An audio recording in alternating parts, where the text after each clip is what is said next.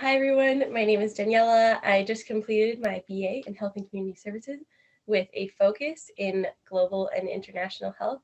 And I just want to thank you all for allowing me to share my experience with my practicum with you all. So I would just like to begin by doing a territorial acknowledgement and acknowledging the Indigenous territories where I work, study, live, and play on.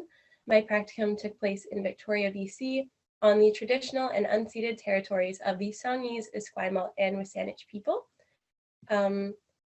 So I completed my practicum placement at BC Healthy Communities, which is a nonprofit organization based in Victoria, BC, made up of planners, public health specialists, and community engagement specialists that function as a bridge between planning and public health. And I completed my practicum in their Age-Friendly Communities project. So what is age-friendly?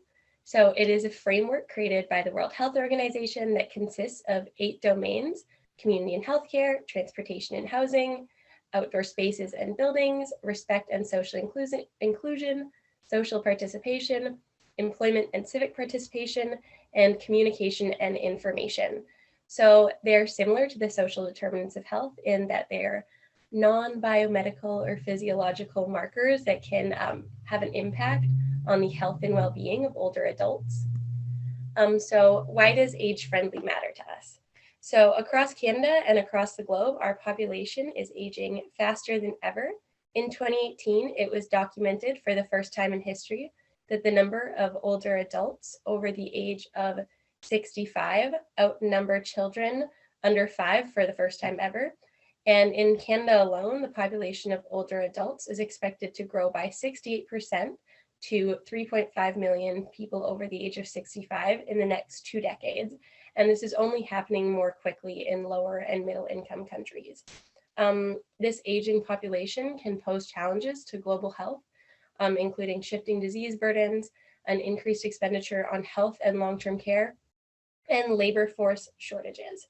And while when we think of health, we often think of medical care, that actually only contributes 10 to 20% of positive health outcomes. And so the other 80 to 90% is made up of the social determinants of health, and incorporating the tenets of age-friendly can act as a prophylactic response to these challenges. So the BC Healthy Communities Age-Friendly Project is inspired by the World Health Organization's age-friendly framework, and it supports communities across the province as they plan for active aging by optimizing opportunities for health, participation, and security in order to enhance the quality of life of older adults. They do this by providing some in-house created capacity building resources to local governments and financial support through a grant administration that they administer in coordination with the BC Ministry of Health. The grants can go towards funding and planning for age-friendly community projects, and that can include making more universally accessible housing options or recreational outdoor spaces more accessible to everyone, including older adults. During my time at BC Healthy Communities, I had the opportunity to work on a variety of projects through which I was able to exercise the practical skills I learned throughout my degree. Firstly, I conducted a literature review on Indigenous perspectives on age-friendly communities, and then I created a catalog of pre-existing age-friendly resources in Canada. Both of these early projects, I was able to use some of the skills I'd learned in qualitative research analysis from my degree, and I went on to aid in developing some of BC Healthy Communities' capacity building resources, which included an age-friendly assessment guide. As I created this guide, I was able to incorporate skills of both written communication and community development and capacity building. So my practicum experience was a highlight of my degree. Some of the most valuable takeaways I gained from my practicum were the knowledge imparted by and the relationships formed with members of BC Healthy Communities team, and the opportunity to see which practical skills I needed to work on in a professional setting.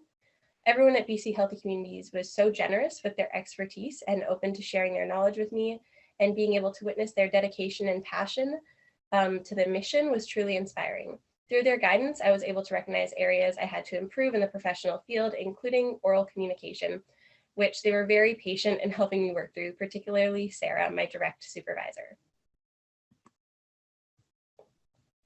So the call to action from Canada's Truth and Reconciliation Commission that I have chosen to represent my future professional endeavors and my practicum experience is number 18, which states that we call upon the federal, provincial, territorial, and Aboriginal governments to acknowledge that the current state of Aboriginal health in Canada is a direct result of previous Canadian government policies, including residential schools, and to recognize and implement the healthcare rights of Aboriginal people as identified in international law, constitutional law, and under the treaties.